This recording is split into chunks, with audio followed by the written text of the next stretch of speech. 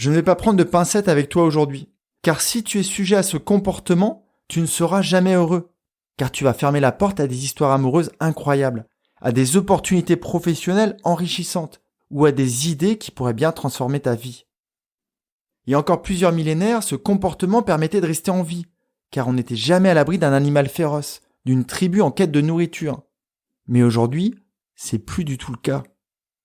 L'idée de cet épisode n'est pas de te faire avoir par des gens mal intentionnés, mais de bien positionner le curseur pour retrouver confiance en ton entourage, et plus largement en ta vie. Salut à toi, tu es sur Dépasse-toi et je suis Sylvain Viens. Tous les mardis dès 7h, je te proposerai des idées pour comprendre ton fonctionnement, améliorer tes relations, trouver de la motivation ou encore développer ta confiance en toi. Et tout ça pour t'aider à créer une vie riche, épanouie et pleine de sens. Si tu ne veux rien louper et profiter de tout ce que j'ai à t'offrir, je t'invite à t'abonner à la newsletter sur mon site, sylvainviens.com. Avant de commencer, je voulais remercier Fantoche89 qui a intitulé son commentaire 5 étoiles sur Apple Podcast à écouter rapidement. Podcast de grande qualité. Sylvain est clair, concis et pragmatique. Il dispense un contenu riche et des outils concrets à mettre en place dans son quotidien. J'ai parcouru plusieurs contenus de développement personnel, mais c'est sans hésiter celui-là qui m'est le plus utile. Un grand merci à Sylvain pour la qualité de son travail et sa générosité. Au vu des écoutes qui se multiplient en ce moment, je crois que tu n'es pas la seule ou le seul à comparer mon contenu et à en être arrivé à cette conclusion. Donc un grand merci à toi. Revenons au sujet du jour, un sujet fondamental. Aujourd'hui, on parle vraiment d'un ennemi de l'épanouissement. Des études en psychologie positive ont montré que la méfiance est inversement corrélée au bonheur. Ça veut dire que plus tu es méfiant, moins tu es heureux. Mais la corrélation contraire existe aussi. Plus tu es confiant, plus tu te sens heureux. Et on parlera de la confiance dans un autre épisode, qui je sais est très attendu. Donc aujourd'hui, toi et moi, on va se focaliser sur la méfiance. Et reste bien jusqu'à la fin de cet épisode car je vais t'offrir un exercice qui pourrait bien changer ce comportement. Alors pourquoi arrêter de se méfier ? Les gens qui se méfient de tout le monde réduisent leurs chances de faire de belles rencontres et risquent de louper de belles opportunités. Car pour eux, la majorité des personnes qui les entourent sont malveillantes. Si à chaque fois que quelqu'un te propose un geste amical, peut-être un coup de main, et que tu lui réponds avec un regard perçant, avec la pensée en tête, alors comment tu vas m'avoir toi ? Penses-tu que ça crée une belle relation ? Si à chaque fois que tu croises dans la rue un beau sourire et tu te dis « cette personne a l'air trop gentille pour être vraie », penses-tu que tu vas faire de belles rencontres ? Si à chaque fois que quelqu'un te propose d'écouter tes projets ou tes idées professionnelles, tu penses qu'il va te les voler, crois-tu réellement que tu auras la carrière que tu mérites ? Alors loin de moi l'idée de te faire croire que tout le monde est bien intentionné. C'est complètement faux.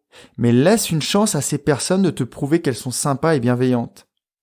Laisse la porte ouverte, sans forcément les faire entrer. Je ne sais pas si c'est parce que je suis en manque d'océan, mais j'ai envie d'illustrer cet épisode avec les baïnes. Les baïnes, ce sont des forts courants marins qu'on trouve principalement dans le sud-ouest. La seule chance que tu as de sortir vivant d'un tel courant, un courant qui te pousse vers le large, c'est de te laisser porter, de lui faire confiance, car à un moment, le courant s'inverse et il te ramène vers la côte. Mais si jamais tu t'es mis en mode combat, que tu as le malheur d'essayer de résister, que tu nages à contre-courant, tu vas t'épuiser. Il va t'emporter et ta vie ne sera plus qu'un lointain souvenir. À la fin de cet épisode, si tu ne devais garder qu'un seul argument pour arrêter tout de suite de te méfier, c'est celui-ci. Les gens qui se méfient de tout le monde arrivent même à se méfier d'eux-mêmes. Et donc, ces personnes n'ont aucune confiance en elles-mêmes. En fait, à chaque fois que tu doutes d'une personne qui t'entoure, tu fais un maximum de suppositions. Tu essayes d'imaginer le pire scénario qui pourrait se réaliser. Donc la première conséquence de tout ça, c'est que tu n'as pas envie d'aller vers cette personne. Mais le pire, c'est pas ça. C'est qu'à chaque fois que tu fais ça, tu entraînes ton petit loup noir. Et ne t'inquiète pas pour lui. Cette force, il va la réutiliser, mais contre toi. Alors à chaque fois que tu tenteras quelque chose, cette petite voix te rappellera à l'ordre et te fera imaginer le pire. Quand tu soupçonnes les gens autour de toi et que tu leur attribues de mauvaises intentions, tu te crées une réalité qui baigne dans la méfiance, dans la malveillance, dans la peur, dans les angoisses. Et depuis le temps que tu m'écoutes, tu sais que dans un tel contexte, dans un tel terreau toxique, tes belles graines ne peuvent pas pousser. Au lieu d'avoir un beau verger plein de superbes fruits, tu vas te retrouver dans un environnement où rien n'est appétissant, voire rien n'est comestible.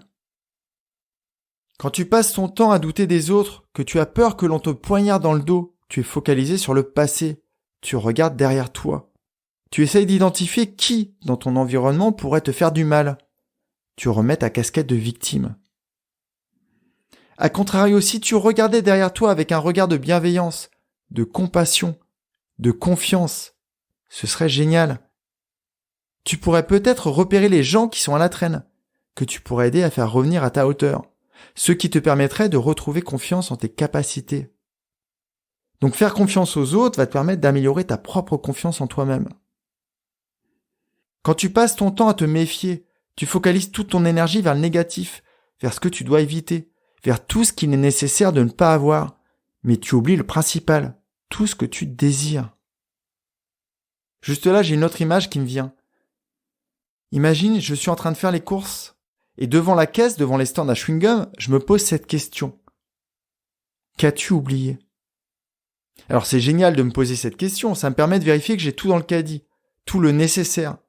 Mais si maintenant je me faisais confiance en pensant avoir déjà tout pris, et que je me posais cette question, que pourrais-tu prendre de plus pour aller mieux ?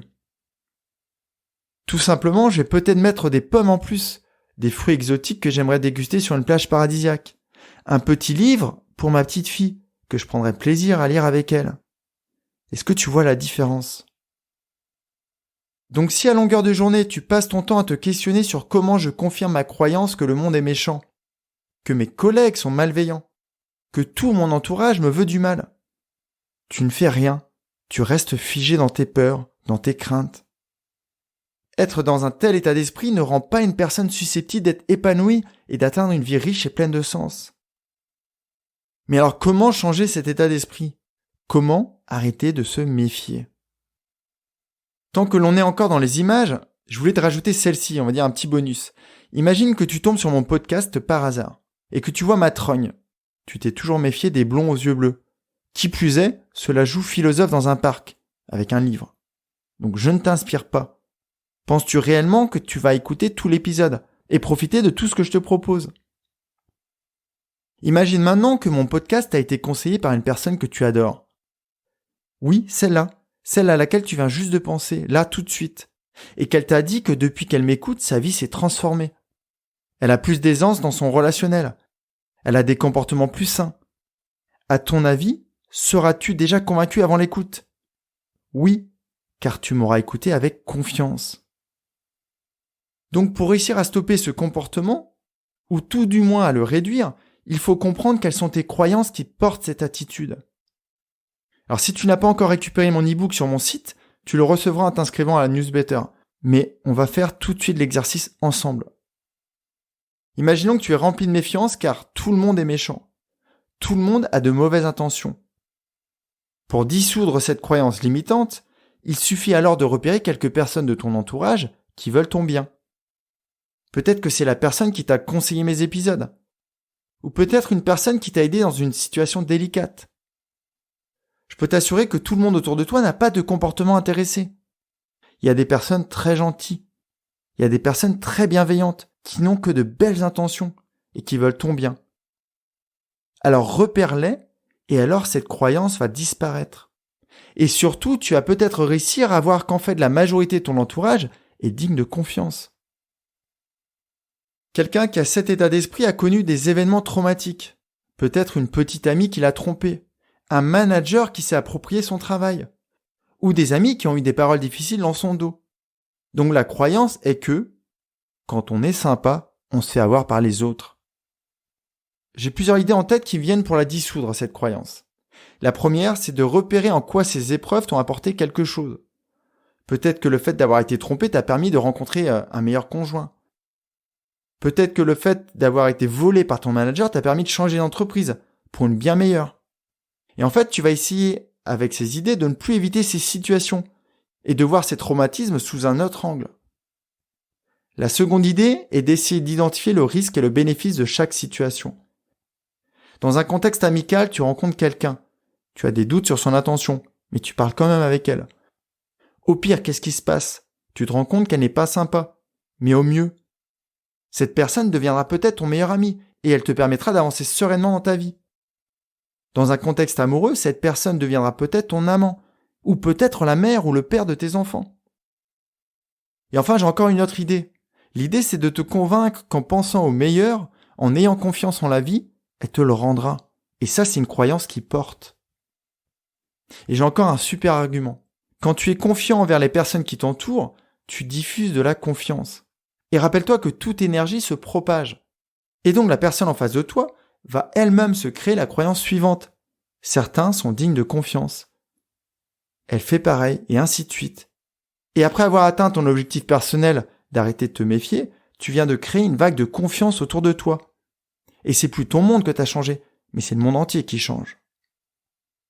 Franchement, entre toi et moi, combien de fois ton petit loup noir t'a dit « Sylvain, il est trop généreux. Il y a anguille sous roche. » Et pourtant, 15 mois après le premier épisode, je suis toujours là à t'offrir des conseils pour que ta vie devienne magnifique. Tu vois, tu aurais pu éviter beaucoup de suppositions. Et peut-être encore profiter plus vite de la transformation. Je ne sais pas si c'est la période, mais j'ai envie de t'offrir un petit exercice que je fais en live avec les personnes que j'accompagne.